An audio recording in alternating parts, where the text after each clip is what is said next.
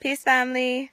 All right, so a white feminist reached out to me and she told me she thought I was very powerful, and basically she tried to persuade me with compliments to be a part of the feminist movement. She said she thought I was fighting the wrong cause and that sexism was worse than racism because women have always been discriminated against, have always been oppressed, have not had the same equal rights as men no matter what the race, and she thought I would be a major asset to the movement. And so I want to go ahead and address this so everybody knows where I stand when it comes to feminism, especially black feminism. Black feminism branched from white feminism, which initially had absolutely nothing to do with the black man or the black woman.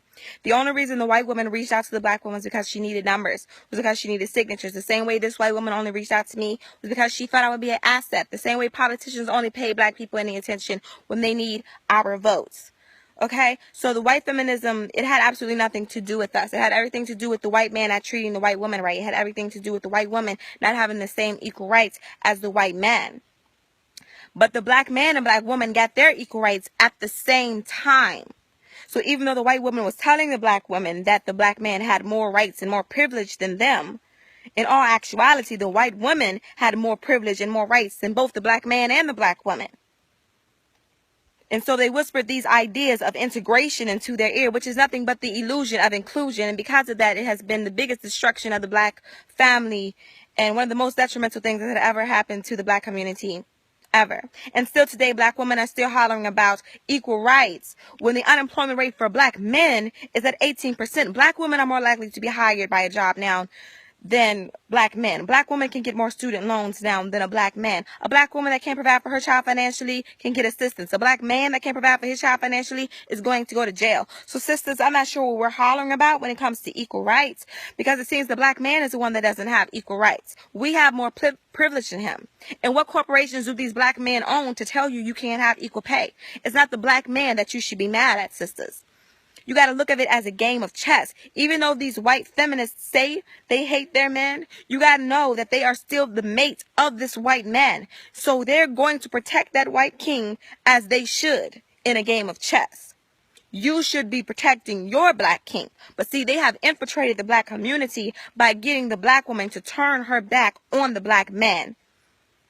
The welfare program is a perfect example, which tells us, sisters, that if you need help or want help from the white man, you have to turn your back on the black man. You have to give up the black man. If you want to live in these apartments, your children cannot have a father in the home. Also, think of another family structure that it brings about. Think of what it does to our career mothers. Okay, now they say that the most educated group of people in America now is the black woman, and I love that. But so many of our sisters now have these careers and have these degrees, and all of a sudden they don't see value in the black man. They don't need a man. They don't want a man. And so a lot of them don't want families. They don't want to reproduce, or they wait until they're no longer fertile to try to reproduce and have complications in their pregnancies. Or they already have children, but they don't spend any time with them because they're always working. It used to be the man would be the one providing for the family, and the woman would stay home and teach and nurture the children. And together they would raise the children. Now children aren't being raised. They're just being maintained. Putting a roof over their head, feeding them and clothing them, that's maintaining a child like a pet. That's not raising them. You understand?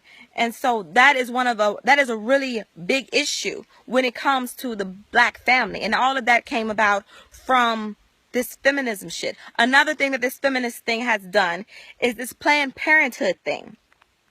Planned Parenthood is formerly known as the Negro Project, and the founder of the Negro Project was a woman named Margaret Sanger, which was a racist woman that said black people are like human weeds that need to be exterminated.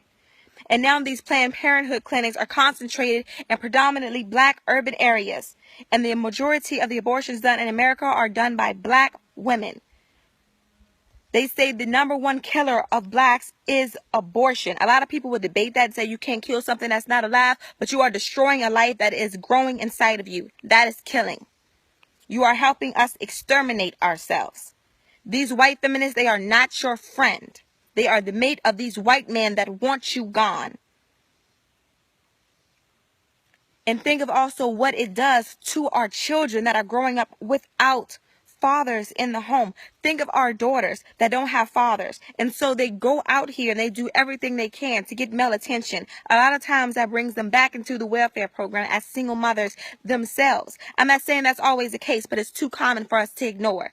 Also, think of our young brothers. I'm not even going to address homosexuality. Let's talk about those brothers that whose mothers don't know how to discipline them correctly. They don't have fathers. They're not being taught any type of manhood either. And so they go into these schools. The teachers don't know what to do with them. So they throw them in special ed. And we all know special ed is nothing but a holding cell for black boys until they're old enough to go to jail. That's all that is. It is one of the most detrimental things that has ever happened to the black community, and I will not stand by it. One more thing that I want to address is this damn campaign that tells sisters, love your body regardless of what a man thinks. It ain't got nothing to do with the man, the way you treat your body. You understand? They praise and glorify obesity in the black community, but they don't do that in the white community, only in the black community. And now the leading causes of death for black women are diabetes, heart disease, stroke, and cancer. They tell you to love your body, love the skin you're in. Don't let no man make you not love your body. But they don't tell you to love yourself enough to eat right. They don't tell you to love yourself and have enough self-respect for yourself to not kill yourself by what you're shoving down your throat. You get what I'm saying? These white feminists, they're not your friend. They're not your friend. And I do not stand by any of it. I refuse to turn my back on the black man to hold hands with some white chick. The war on our black man has been insane. They have done everything they can to destroy the black man, to destroy the image of the black man. They want you dead. They want you gay. They want you incarcerated. And they want us to see no value in you. And I'm not supporting that feminism shit. I'm just not. I really am not. And it was an insult to me that somebody would even approach me with that shit.